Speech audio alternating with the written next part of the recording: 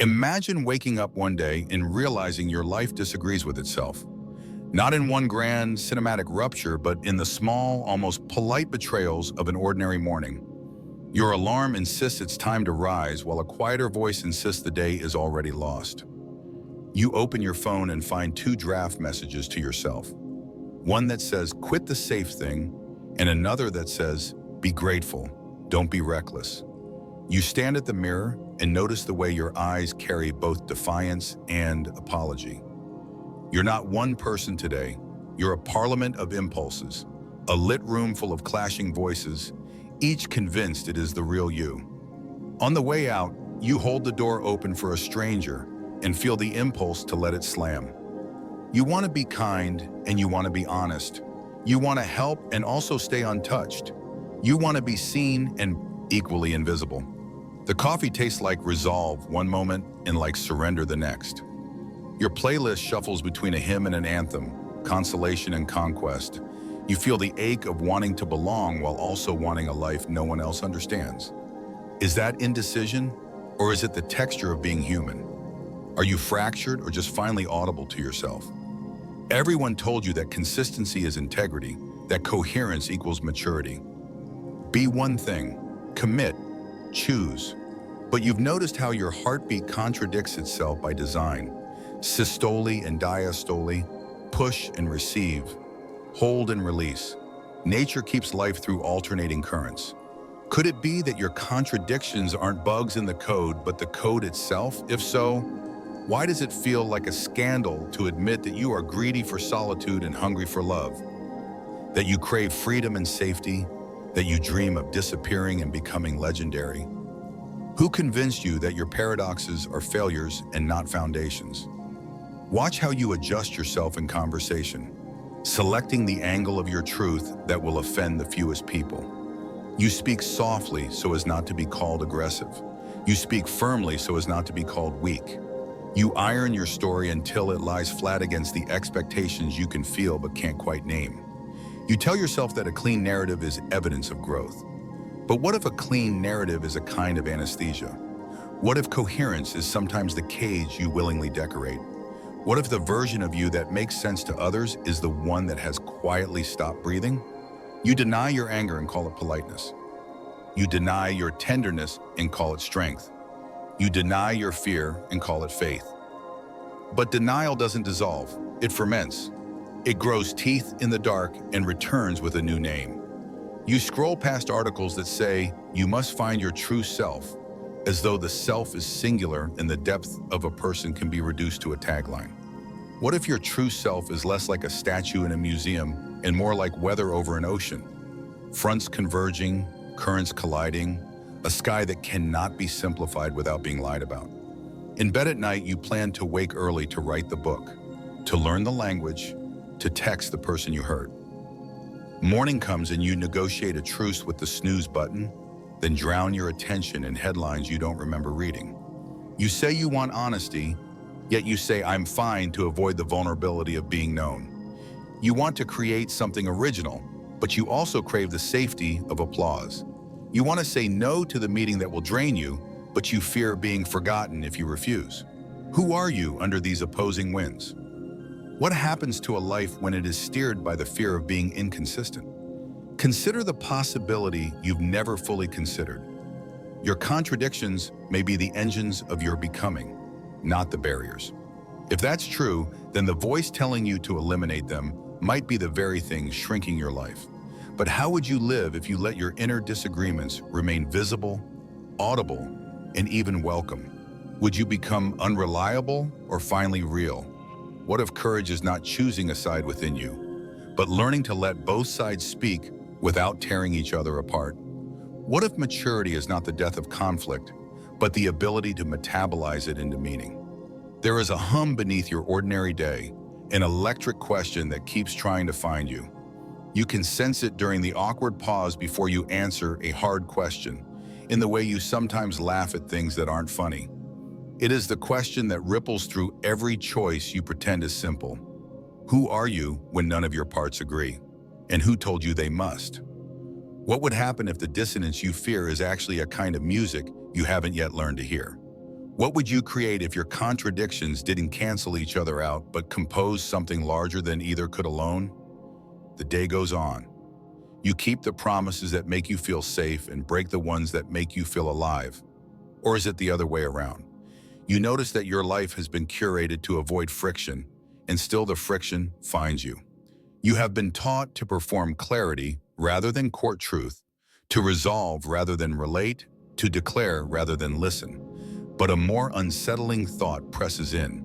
Maybe the real problem isn't your contradictions at all. Maybe the real problem is the hidden machinery, psychological and philosophical, that convinced you they're unacceptable. If you want to change your life, perhaps you have to find that machinery. Walk with me past the polished front doors of your life and into the service corridor where the machinery hums. The hidden problem isn't that you contain contradictions. It's that you were trained to treat them as defects.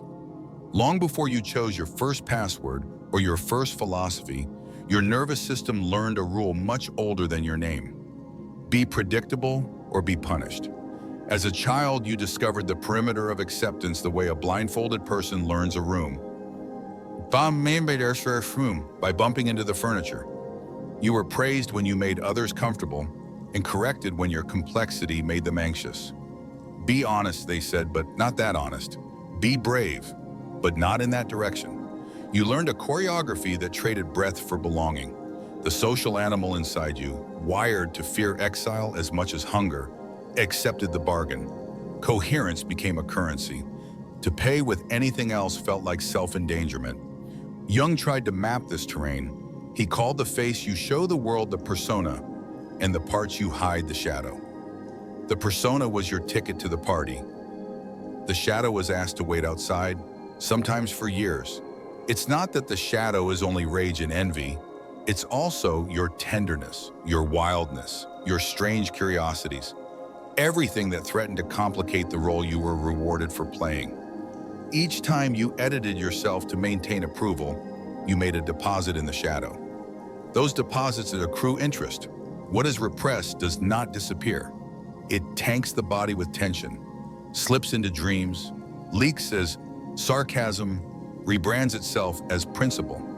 You begin to confuse the mask with the face and forget how to remove it without tearing skin. You call the result maturity, but there's a quiet mutiny in the basement. Psychology has a word for the fizzing discomfort you feel when your behavior and beliefs don't align. Cognitive dissonance. Your brain hates it the way a muscle hates a cramp. To release it quickly, it will revise memory, invent noble motives, or cut off sensation. Anything to end the ache. We call that self-justification. We call it consistency. We call it integrity. But often it is a neurological efficiency, energy saved by a story smoothed. Your narrative identity stitches a linear plot from episodic fragments, presenting you with a protagonist who is more consistent than you actually are. The default mode network hums along, connecting dots that never met, flattening edges that refuse to lie down. The relief you feel is not always truth found. Sometimes it's surprise minimized. In this way, the brain's prediction machinery colludes with your social anxiety to produce a believable fiction. You are one thing and you always were. Culture raises the stakes. An economy built on predictability prizes brands over beings. Your employability depends on an elevator pitch that fits between floors. Algorithms learn your preferences and then teach you to prefer consistency back. The internet becomes a mirror that only reflects the angle you already approve of. Ambiguity dies because it doesn't go viral. Audience capture is the trap where the attention you seek begins to author you, where your followers become your supervisors. You airbrush nuance because nuance confuses the feed. You suppress divergent impulses because mixed signals lose engagement. You start giving the machine the version of you it likes best. It is Huxley's nightmare delivered with free shipping, painless control through pleasure and distraction. No one has to coerce you. You do the job yourself with a smile, rewarded by a steady drip of notifications that feel like belonging and function like a leash. Philosophy presses its own weight. Nietzsche spoke of the tension between the Apollonian need for order and the Dionysian force of chaos, and insisted that vitality requires both. You were taught instead to pick a side, preferably the side that files its reports on time.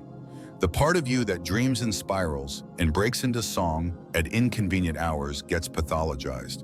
Schopenhauer saw the world throbbing with a blind will, desire that surges through all life, and he knew it would always pull in many directions. You, however, were asked to treat your multiplicity as moral failure.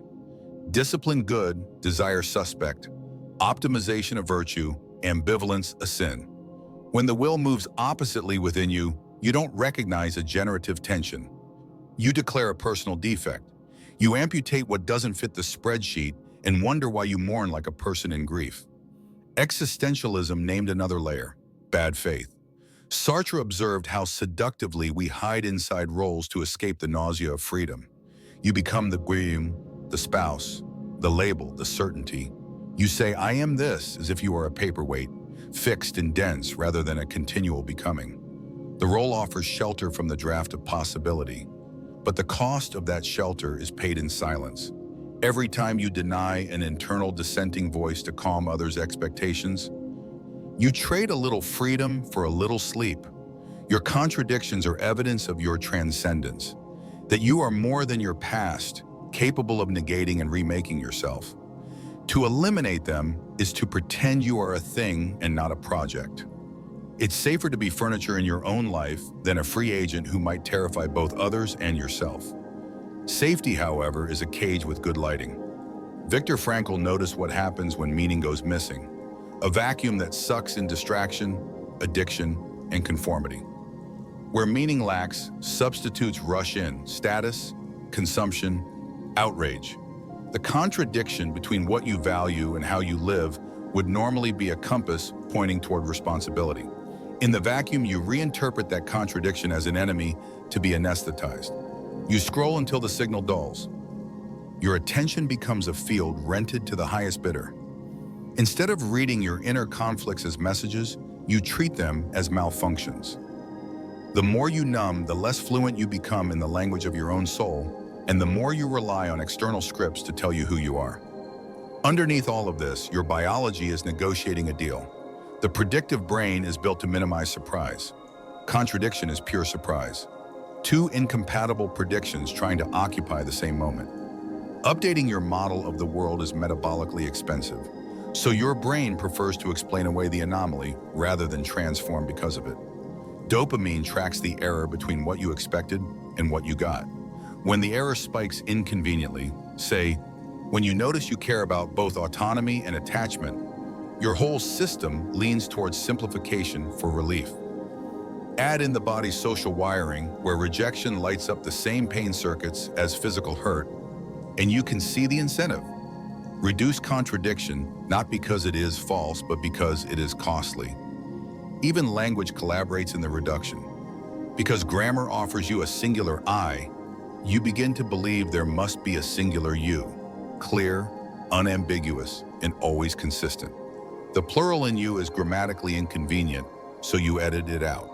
The hidden force, then, is a coalition, early attachments that taught you what parts of you were billable and which had to be hidden, psychological dynamics that seek comfort over truth, cultural systems that reward consistency over complexity, philosophical evasions that mistake roles for reality, neurological processes that smooth surprise into a story that doesn't scare anyone. It is not a conspiracy, yet it conspires. Its aim is not your aliveness, but your predictability. Its tool is shame. It teaches you to feel defective when you are merely dense with life. And the more you comply, the more you mistake the absence of friction for peace, rather than as the faintness of a pulse. So when you feel that familiar anxiety around your contradictions, understand, it didn't come from nowhere. It is the receipt for 1,000 microtransactions where you traded rawness for approval, complexity for currency, tension for temporary belonging. If the machinery worked flawlessly, perhaps there would be no cost. But it doesn't. There is spillage, misfired anger, brittle certainty, a quiet estrangement from your own depths. The story you tell to keep yourself neat begins to delete the parts of you most capable of love, creation, and courage. What does this machinery do to your relationships? your work, your politics, your sense of time? What happens when an entire culture trims itself into legibility? The consequences are everywhere, especially in the places where you're convinced nothing is wrong. If you're ready, let's turn on the lights in those rooms. Turn on the lights and you'll see the consequences aren't dramatic explosions, but quiet rearrangements of a life. Start with time. Your calendar looks disciplined, but it's actually an archive of your fear of contradiction. You say yes to projects that match the story you have told about yourself, not the one that wants to unfold. You keep renewing subscriptions to your own past. Consistency becomes an agenda item. The result is a subtle theft, not of hours, but of possibility. You begin to pre-decide who you are 6 months from now, so that when desire knocks, it finds you already booked. In relationships, the price is intimacy. When you punish your contradictions, you curate a version of yourself and call it lovable. The persona dates, the person eats alone. You hide your ambivalence and call it stability. You withhold your wildness and call it respect. Your partner falls in love with the exhibit, and you provide guided tours. But exhibits don't change. So the living parts of you start leaking out in petty arguments. The way suppressed truth always sneaks back into the room wearing a costume. The fight isn't about dishes or texts. It's about the banned vote in your inner parliament. You want to be both held and left alone. Because you refuse to admit both, you give neither, clearly. The consequence isn't chaos, it's a slow famine. Two people sleep back to back, each starving for a complexity they secretly contain and publicly deny. Career-wise, your contradictions could have been the source of innovation. The engineer who writes poetry, the analyst who senses the room, the leader who can be both decisive and tender. Instead, you streamline yourself into a job description and feel the shape of your mind narrow. Meetings reward crispness over truth, and so novel ideas die in minutes, unable to survive the airless room of unanimous performance. Groupthink isn't a mystery. It is what happens when a team confuses consistency with trust. You nod not because you agree, but because you have learned that disagreement complicates the narrative of we. The result is a brittle strategy and a culture that disintegrates on contact with reality. Your company posts about authenticity while punishing its first sign. At the level of the self, the neurological accountant gets busy. The anterior cingulate, that quiet monitor of conflict, lights up when opposites collide. It's an alarm that could invite curiosity. But with shame in the mix, the amygdala hears threat and cortisol drips into your bloodstream. The body braces against your own complexity. High alert becomes your baseline. Vagal tone drops. Your capacity to regulate emotion thins. The default mode network, hungry to resolve the discomfort, stitches a cleaner story while the salience network tags anything ambiguous as danger. What might have been a creative tension becomes a physiological state you cannot bear. So you reach for relief, scrolling, sugar, outrage, work, anything that furthers the illusion of a single, stable you. The body keeps the unspent energy, the jaw clenches, the sleep fractures, the gut protests. Your tissues learn the lie you're trying to live. Cognitively, the biases arrive to help, but their help is expensive. Confirmation bias turns the world into a mirror, reflecting whichever version of you is currently on sale. Consistency bias edits your memories so you can claim you've always believed what you just decided. The sunk cost fallacy keeps you loyal to identities that only hurt you now. The spotlight effect convinces you everyone is watching, freezing your experiments into statues before they've formed.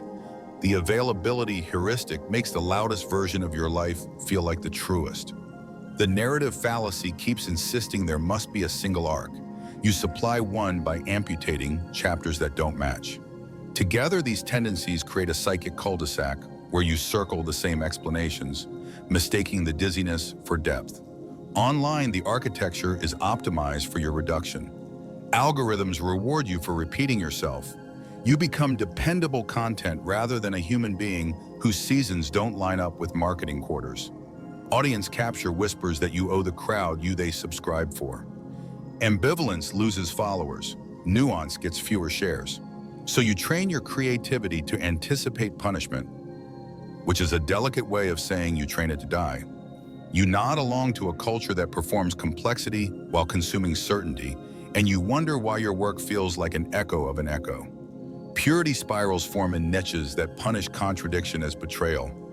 The result is not integrity, but theater. Outrage economies thrive on flat characters.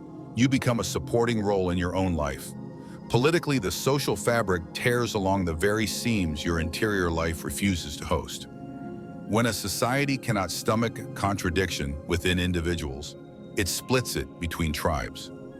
Each group adopts a moral aesthetic that must be applied uniformly, or else. Pluralistic ignorance blossoms. Many people hold private complexities, but pretend to public certainty because they believe everyone else is certain. The middle becomes unspeakable. You stop recognizing yourself in your own affiliations, but leaving would mean confessing your contradictions. So you stay and harden. Public discourse turns into a courtroom where only those with unmixed motives are allowed to speak, a category so narrow that only the mass qualifies. Meanwhile, problems that require paradoxical thinking, freedom and responsibility, rights and obligations, growth and limits, go unsolved because the culture thinks tension is a failure, not a faculty. There are quieter, more private costs. Creativity becomes pre-rejection. You edit before you write. You rehearse a conversation until it's a monologue. You never let the version of you that is uncertain open their mouth. You present conclusions without the laboratory that birthed them. The work feels bloodless because it has been stripped of the debate that makes something alive. You feel fraudulent, but not because you're lying, because you are telling a smaller truth than you know. You begin to experience yourself as a brand manager more than a steward of a soul. You A/B test your personality. You split test your grief. You optimize the performance of feelings you do not allow yourself to feel. Even spirituality isn't spared. In traditions that could have held paradox, you learn to weaponize doctrine against ambiguity. Instead of wrestling with angels, you issue press releases on their behalf. You call it faith when it is actually a fear of revision. Your conscience grows rigid, then brittle. Other people's complexities threaten you because they awaken your own. You confuse purity with goodness, certainty with fidelity, zeal with depth. You miss the mystical because it is, by its nature, both and your psyche has been trained to only hear either or. And then there is time again, in a more haunting form. When you exile contradictions, you exilate potential futures, the ones in which you take the risk that doesn't match your current label, the ones in which you become a beginner at an age where society expects mastery. You develop identity foreclosure, a premature commitment to a self that fit once and now pinches like shoes you won't take off because someone told you walking barefoot is childish. The years become efficient but thin. The present feels like a hallway connecting rooms you never enter. Notice what happens when someone around you violates the script. A friend admits they want two incompatible things and refuses to choose. Does your chest tighten? Do you subtly punish them with distance or advice? Do you secretly admire them while telling yourself you could never? This is the ecosystem enforcing itself through us. The culture's immune system attacks what looks like a contradiction to maintain the illusion of health. We become each other's guards, not because we're cruel, but because we're terrified of the infection of complexity. If all this feels familiar, it is not because you have failed. It is because you have been successfully socialized into a culture that treats contradictions as contaminants. The machine hums, and you have learned to hum along. But the music underneath, the one you were born hearing, the one with dissonance that resolves by getting bigger rather than smaller, has not stopped. You hear it in quiet moments that scare you. You hear it when grief and gratitude arrive in the same hour, and you refuse to rank them. You hear it when your life briefly breaks character, and something like weather moves through you and refuses to be named. There is a way to answer without rehearsing, to belong without shrinking, to create without pre-approval. But it does not begin with adding more polish. It begins with revolt, not against others, but against the smallness that masquerades as safety. You will need a different logic, one that makes room for both hands on the wheel, order and wildness, clarity and mystery, solitude and immersion. The rebellion doesn't begin with slogans, it begins with a breath you refuse to edit. You decide that contradiction is not an emergency but a signal. Your nervous system has been trained to treat inner tension like fire. You retrain it to treat tension like weather. 2 deep inhales, 1 long exhale, the physiological sigh. You feel the heartbeat slow just enough to stay. You let the discomfort be there without rushing to amputate it. This is your first act of civil disobedience. You do not run. You stay in the room with yourself. You let both truths knock at the door and you open it, not to one, but to both. Rebellion is also linguistic. You retire the brittle word either. You promote into a position of power. 2 things are true, you say aloud, even if it makes your mouth feel strange. I want to rest, and I want to risk. I love you, and sometimes I need distance. I value stability, and I crave novelty. Neuroscience quietly applauds. Labeling a feeling lowers amygdala reactivity. But this is more than an anxiety trick. It's a vow. You are redefining integrity from uniformity to wholeness. The root of integrity is integritas, untouched, entire. You were never meant to be a single blade. You were meant to be a field. Build a parliament, put chairs in a circle and name them. The caretaker, the explorer, the guardian, the artist, the lover, the strategist, the child, the elder. Invite your shadow to sit down too, not as a saboteur, but as a minister whose portfolio you've neglected. This is not play acting, this is governance reform. Let each voice speak for 3 minutes about a decision you're facing. Ask each the same questions. What do you want from me? What do you fear? What gift will you bring if you get a vote? Right as they answer, you will discover that even your most inconvenient parts are trying to protect something sacred. Integration, as Mary Parker Follett suggested, is not compromise. It is the creation of something larger than the sum of demands. You are not trying to average yourself, you are trying to orchestrate. Then change how you decide. Convert either or into sequencing. You don't need to choose forever, you need to choose for now. Use a barbell strategy for your life, not just your portfolio. Anchor most of your time in stability while allocating a bold minority to your contradictions. Work the steady mom and devote 10% of your week into a project that could fail beautifully. Love the person and protect a sacred hour that belongs to no one but you. Travel for a season and then build a home that welcomes you back. Risk and safety stop fighting when they are given different rooms in the same house. Niels Bohr offered a clue from physics. Some truths are complementary, not competitive. Light is a particle and a wave. You are wild and responsible. Capture one and you lose the other. Honor both and you get reality. Practice negative capability. Keats used it to describe the capacity to be in uncertainties, mysteries, doubts, without any irritable reaching after fact and reason. You turn it into ritual. Spend 15 minutes each day with a question you cannot answer. Do not research, sit. Let your body learn that non-resolution will not kill you. This inoculates you against the panic that drives premature clarity. It trains the mind to metabolize ambiguity into creativity rather than fear. Out of such incubators, strange and original solutions appear, the kind that cannot be purchased by certainty. Create the conditions for contradictory art. Keep 2 notebooks or 2 folders. Order and riot. In order, you plan, outline, refine. In riot, you make a mess on purpose. You write sentences you disagree with. You let the parts of you that would embarrass your persona have a day pass.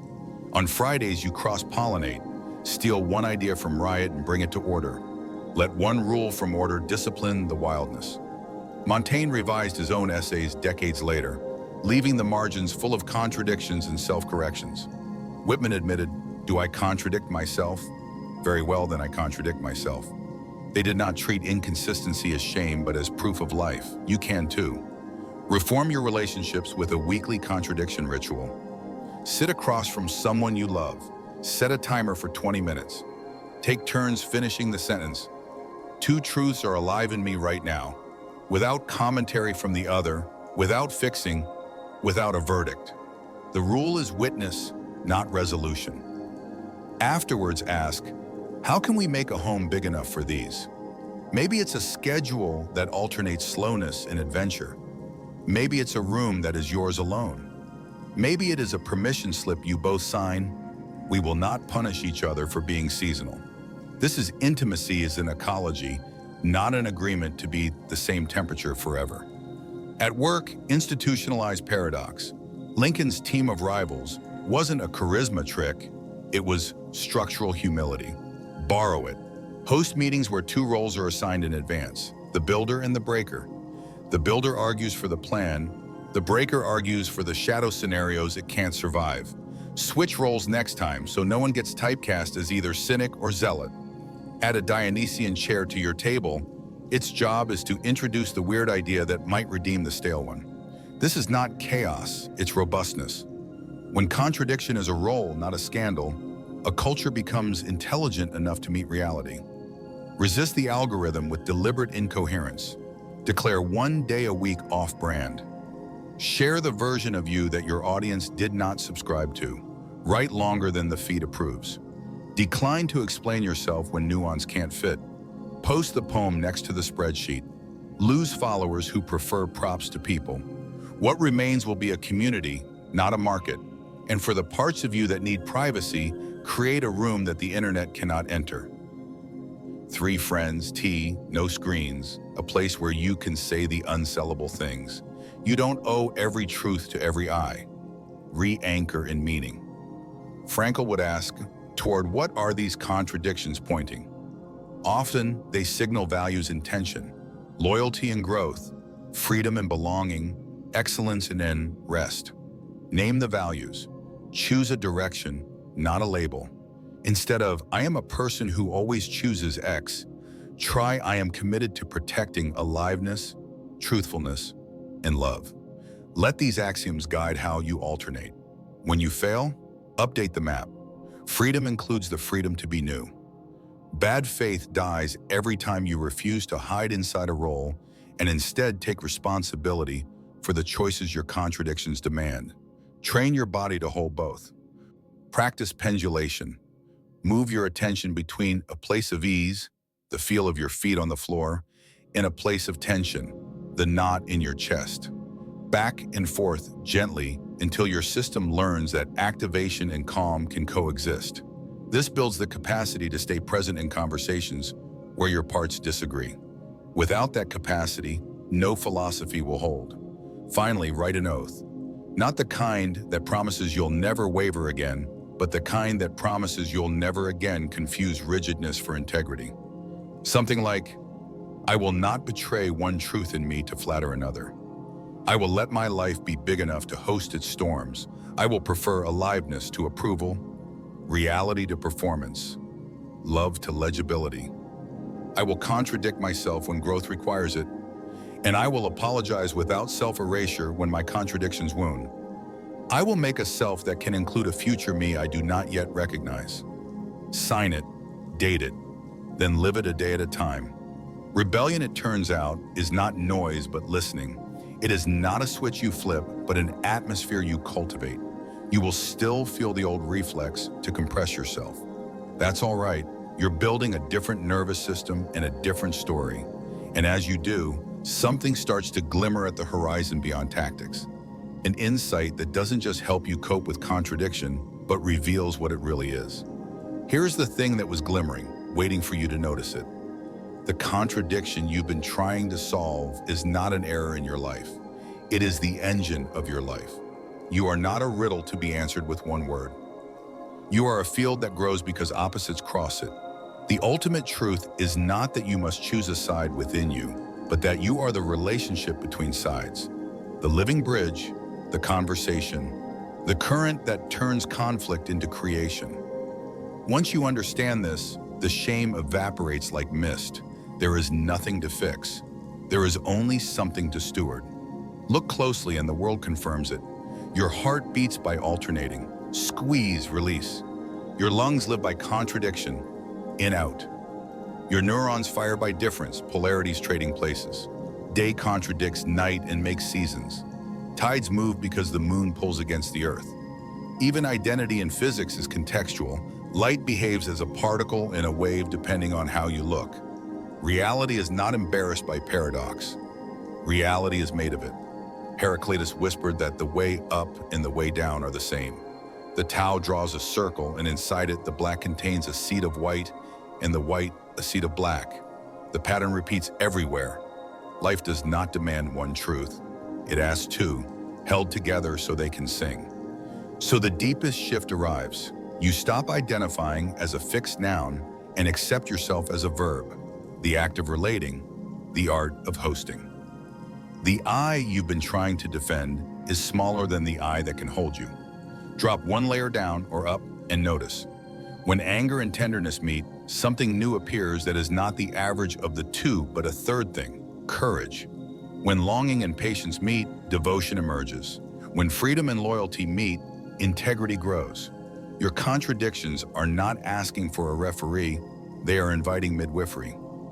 They want you to keep the room open until the third thing can be born. Notice what changes when you see this. Fear recedes, not because the tension disappears, but because it gains meaning. That knot in your chest is not a defect, a needed effect. It is a signal that a larger self is trying to assemble. You are not betraying yourself when you feel two ways. You are being upgraded. Integrity becomes the capacity to remain whole while your parts disagree. Courage becomes the willingness to keep the conversation going. Maturity becomes the skill of pacing your paradoxes so they can mature into form. This is more than psychology, it is ontology. What you are is not a bundle of traits, but a dynamic equilibrium. Like a jazz ensemble, your identity holds a theme recognizable through improvisation. You are never the same river twice, and yet the river is recognizably you. The grief you carry does not cancel your gratitude, it deepens it. The ambition that burns in you does not contradict kindness, it gives your kindness backbone. The solitude you crave does not negate your love. It preserves the room love needs to breathe. When you stop trying to erase the tension, you begin to move with it, the way a surfer learns not to fight the wave but to read it. The wave is not the enemy. The wave is the ride. You might ask, but how do I know which contradiction to honor next? The answer is less a rule and more a posture. Orient by aliveness. Not by comfort, not by applause, but by the quiet electricity that accompanies truth. Aliveness is the compass that does not lie. You feel it when a sentence lands in your body and you exhale without deciding to. You feel it when a risk terrifies you and yet leaves you unmistakably more awake. When in doubt, choose the door that preserves your capacity to love and tell the truth. Choose the option that keeps the conversation between your partner going. That is the door that leads forward. And then another revelation arrives, almost shyly. You are not only the field that hosts your contradictions, you are also the field that can host the contradictions of others. Love enlarges its target. To love someone deeply is not to demand they cohere according to your schedule. It is to become a home spacious enough to shelter their storms while not abandoning your own weather. The better you hold your internal paradoxes, the less threatened you are by other people's. Communities capable of this grow wise. They solve problems that rigid systems cannot even describe. They build forms that flex, rituals that hold without choking, and agreements that adapt without lying. They become resilient instead of brittle, joyful instead of merely efficient. This is the final reversal. The thing you thought would make you weak, your contradictory nature, is precisely what equips you to meet a contradictory world. Certainty snaps under pressure. Hospitality bends and survives. A monoculture of the self is crop failure waiting to happen. A biodiverse interior can endure drought and flood. The power you gain is not the power to dominate, it is the power to remain. To remain present when you are pulled, to remain honest when you are tempted to perform, to remain kind when you are afraid, to remain new when the past tries to conscript you. It is a power that looks from a distance like peace. If you want a theology for this, it is simple. Reality prefers wholeness to neatness. If you want politics, it's this. Practice paradox in private so you can practice pluralism in public. If you want art, it's jazz. If you want a prayer, it is two words: hold both. Hold both and listen for the third thing, the arrival that cannot appear until you refuse to evict one of its parents. Hold both and remember that you are not late to your life.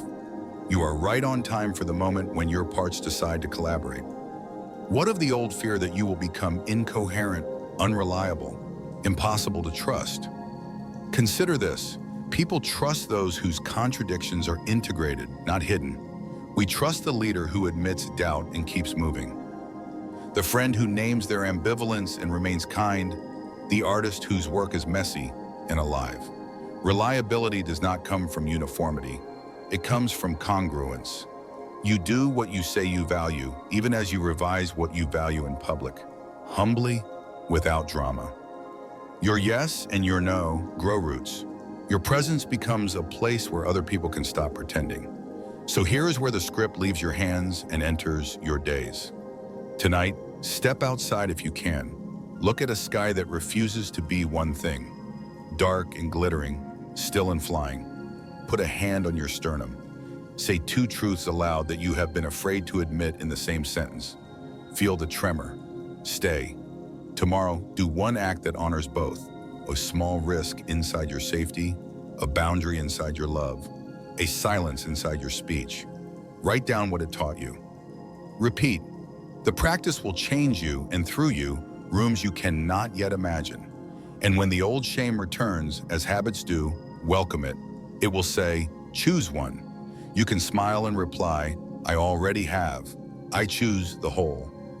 Then step forward like someone who knows that contradictions do not cancel you. They compose you. The music they make is not always simple, but it is true and it is yours. If you keep listening, it will become the score of a life that does not apologize for its depth. A life large enough to love, to build, to change, to begin again. That is the final, most powerful realization. Your contradictions are not obstacles to your becoming. They are the very medium of it. Treat them as weather. Read them as scripture. Let them move through you until they become a path. And walk into a future where you do not have to be smaller to be good, or simpler to be clear, or consistent to be free. You are already wide enough for the storm and the sunrise. Step into both.